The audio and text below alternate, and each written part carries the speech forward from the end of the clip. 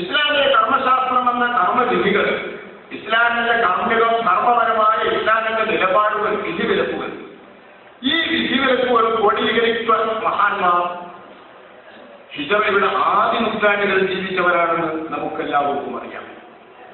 അറിവുള്ളതെങ്കിലും ചിലപ്പോൾ ഓർമ്മപ്പെടുത്താൻ, നമ്മുടെ മനസ്സിൽ ഓടിയെത്താൻ, സാധാരണക്കാരെ മനസ്സിലാക്കുവാനും ഒന്നുകൂടി പറ്റും.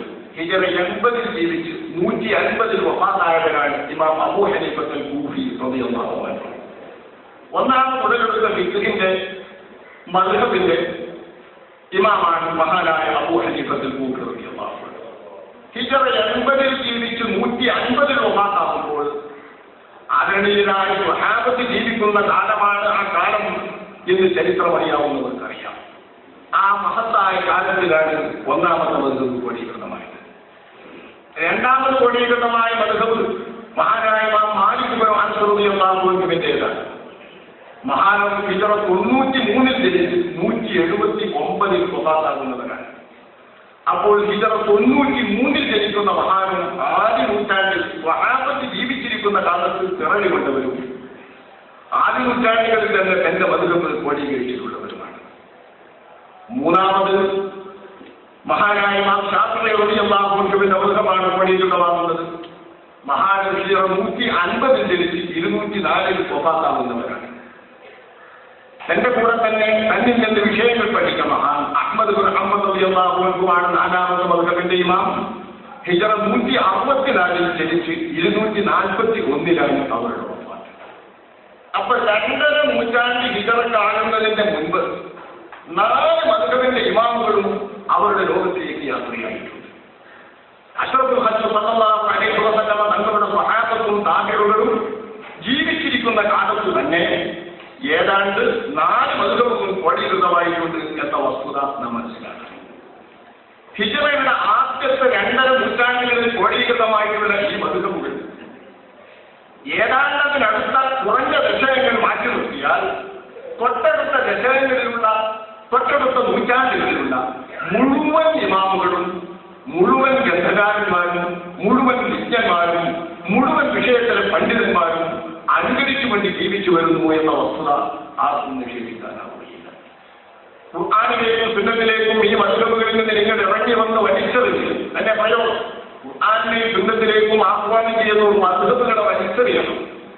വലിച്ചെറിഞ്ഞുകൊണ്ട് മദ്ഹബുകളെ വലിച്ചെറിയാൻ ഉദ്ദേശിക്കുന്ന ഈ മദ്ഹബുകളെ വലിച്ചെറിഞ്ഞിട്ട് ഇവർ ആഹ്വാനം ചെയ്യുന്നത് സുന്നത്തിലേക്കാണ്.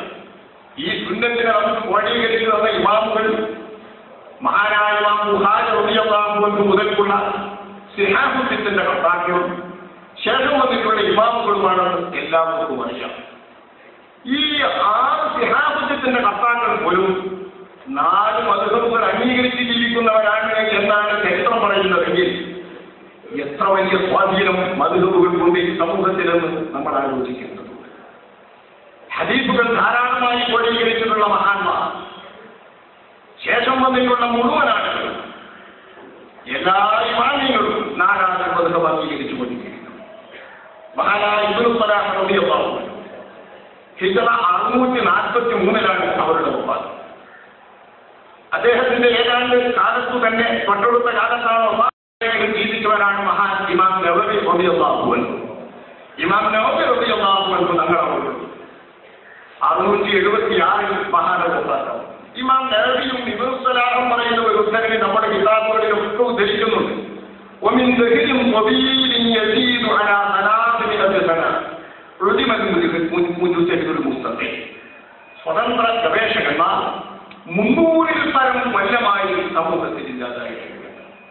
ومن ذهل طويل يزيد على 300 سنة 300-ൽ പരം കൊല്ലമായി, 300-ലധികം കൊല്ലമായി സ്വയം പര്യാപ്തതയുള്ള സ്വതന്ത്ര മുസ്തഖ്ബികൾ ഈ സമൂഹത്തിൽ ഇല്ലാതായിട്ടെന്ന് മഹാനായ ഇമാം നവവിയും ഇബ്നു സലാഹ് റളിയല്ലാഹു അൻഹു പറയുന്ന വാക്കുകൾ നമ്മുടെ മിക്ക കിതാബുകളിലും മദ്ഹബുകൾ സംബന്ധിച്ചോ മദ്ഹബുകളുമായി ബന്ധപ്പെട്ടോ ചർച്ച നടക്കുമ്പോൾ ഉദ്ധരിക്കാറുള്ള ഒരു ഉദ്ധരണിയാണ്. ഇബ്നു ഹജർ റളിയല്ലാഹു അൻഹു തന്റെ ഫതാവൽ കുബറ 432 ഉദ്ധരിച്ചതിൽ നിന്നാണ് ഞാനിവിടെ ഉദ്ധരിക്കുന്നത്.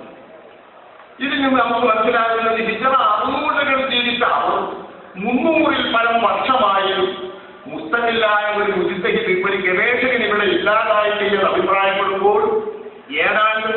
300 മുതൽ വരുന്നവരൊക്കെയും ഹിജറ 300 ശേഷം വരുന്നവരൊക്കെയും മദ്ഹബുകൾ അംഗീകരിച്ച് ജീവിച്ചിരുന്നവരാണ് എന്നാണ്. 300 മുതൽ താഴേണ്ട ഹിജറ 300 മുൻപ് 200 ജീവിച്ചവരാണ് നമ്മുടെ ഹദീസിന്റെ പ്രസിദ്ധരായ പണ്ഡിതന്മാർ ഇമാം ബുഖാരി, ഇമാം മുസ്ലിം, ഇമാം അബൂ ദാവൂദ് തുടങ്ങിയിട്ടുള്ള മഹാന്മാർ. അവരൊക്കെയും മദ്ഹബ് അംഗീകരിച്ച് ജീവിച്ചിരുന്നവരാണ് എന്നാണ് അവരുടെ ചരിത്രം വിവരിക്കുന്ന ഇമാമുകൾ വിവരിക്കുന്നത്. മഹാനായ ഇമാം ബുഖാരി റളിയല്ലാഹു അൻഹു, ഇമാം സാദിഖ് റളിയല്ലാഹു അൻഹു തന്നെ പറയുന്നു, വദക്കറഹു അബൂ അബ്ദുൽ ഫീ ത്വബഖാത്തി അസ്ഹാബിൽ ശാഫിഇയ്യ. നമ്മുടെ ശാഫിഈ റളിയല്ലാഹു അൻഹുമായി ബന്ധപ്പെട്ട് ഷാഫി ഇമാമിന്റെ അസ്ഹാബുൽ വുജൂഹിൽപ്പെട്ടവരായും ഷാഫി ഇമാമിന്റെ അനുയായികളിൽപ്പെട്ടവരായുമാണ് അബൂ ഹാസിം എന്ന ചരിത്ര പണ്ഡിതൻ ബഹുമാനപ്പെട്ട ഇമാം ബുഖാരി റളിയല്ലാഹു അൻഹു. അദ്ദേഹം ഊന്നി പറയും,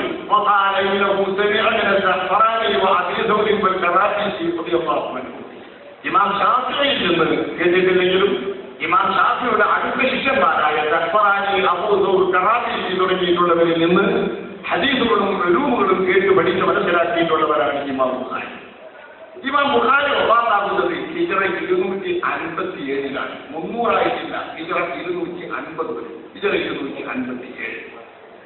ഇമാം മുസ്ലിം, അബൂ ദാവൂദ്, തുർമുദി, നസായി, സിഹാഹുൽ ഇമാം ബുഖാരി കഴിച്ചാൽ മറ്റ് 5 പേരിൽ നിന്നുള്ള ഈ 4 ആളുകളും ഷറഫ് താജ് ജാമിഅയിൽ പറയുന്നു,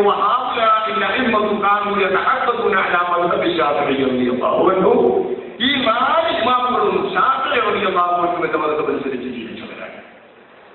അവർ അല്ലാഹുവിന് വഴിപ്പെട്ട് ജീവിച്ചത് ശാഫിഈ മദ്ഹബനുസരിച്ചായിരുന്നു. അപ്പൊ ശാഫിഈ മദ്ഹബ് അവലംബിച്ചാണ് ഈ മുഹദ്ദിസുകളായ ഇമാമുകൾ, ഇമാം മുസ്ലിം റളിയല്ലാഹു അൻഹു, ഇമാം ബുഖാരിയുടെ ശിഷ്യനും ഇമാം ബുഖാരിയുടെ സമശിഷ്യനുമാണ്. ഹിജറ 261 അവരുടെ വഫാത്ത്. അബൂ ദാവൂദ് എന്നവരുടെ വഫാത്ത് ഹിജറ 275. ഇമാം തുർമുദിയുടെ വഫാത്ത് 279. നസായി മാത്രമേ 300 ജീവിച്ചിട്ടുള്ളൂ. 303 അവരുടെ വഫാത്ത്. ഈ 4 ഇമാമിങ്ങളും ബുഖാരിയും ശാഫിഈ മദ്ഹബുകളാണ്. ഇനി സിഹാഹുൽ അവശേഷിക്കുന്നത് സാധാരണ പറഞ്ഞു വരുന്നത് ഇബ്നു മാജ മഹാനവറുകളാണ്. ഇബ്നു മാജ റഹ്മത്തുള്ളാഹി 275 വഫാത്തായത്.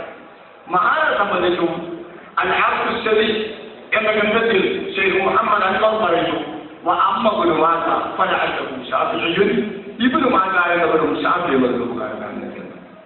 അപ്പോൾ സിഹാഹുൽ കർത്താക്കളായ 6 ഇമാമുകളും സുന്നത്ത് ലഭിക്കാൻ, ഹദീസ് ലഭിക്കാൻ നമ്മൾ അവലംബിക്കുന്ന പ്രധാനപ്പെട്ട ഗ്രന്ഥങ്ങളായ സിഹാഹുൽ കർത്താക്കൾ, ഈ 6 ഹദീസിന്റെ ഗ്രന്ഥത്തിന്റെ കർത്താക്കളും ശാഫിഈ മദ്ഹബുകാരാണ് എന്ന് വരുമ്പോൾ മദ്ഹബനുസരിച്ച് ജീവിച്ചിരുന്നവരായിരുന്നു അവരെന്ന് നമ്മെ ചരിത്രം ബോധ്യപ്പെടുത്തുന്നു.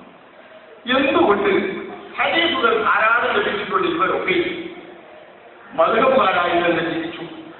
ഇത് നമ്മൾ ശ്രദ്ധിക്കേണ്ടതല്ലേ?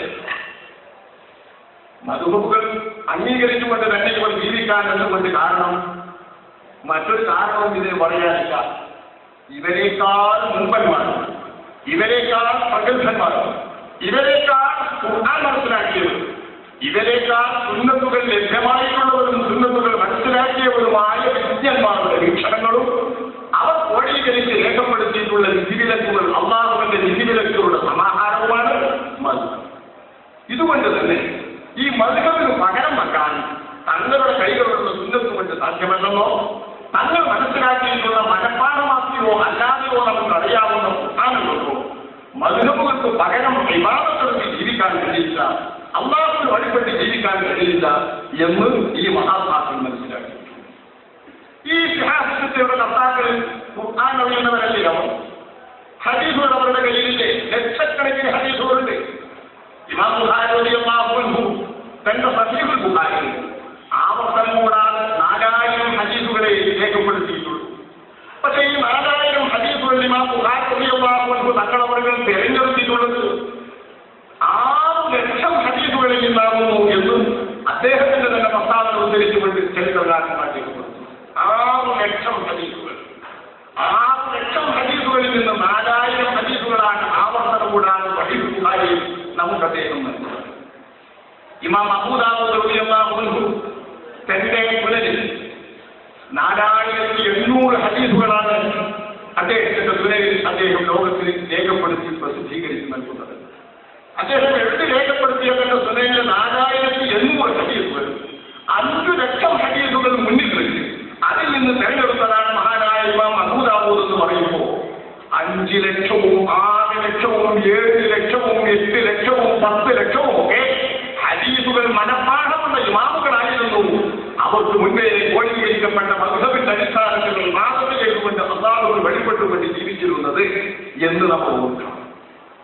ഈ മഹാന്മാർ രേഖപ്പെടുത്തിയ ഈ 4700 ഹദീസുകളിലേക്കാണ് 5 ലക്ഷവും 6 ലക്ഷവും ഹദീസുകൾ മനഃപ്പാഠമുണ്ടായിരുന്ന ഈ മഹാന്മാർ ജീവിച്ചു വന്ന വഴിയെയും പന്ഥാവിനെയും മാർക്കറ്റിനെയും വിട്ടുകൊണ്ട് മദ്ഹബിനെയും അവഗണിച്ചുകൊണ്ട് നമ്മുടെ പാവപ്പെട്ട വിവരദോഷികൾ ഈ സമൂഹത്തെ ഖുർആൻ സുന്നത്തിലേക്ക് ബുദ്ധിയുണ്ടോ ഇവർക്ക്? എന്തെങ്കിലും ആലോചനയുണ്ടോ ഇവർക്ക്?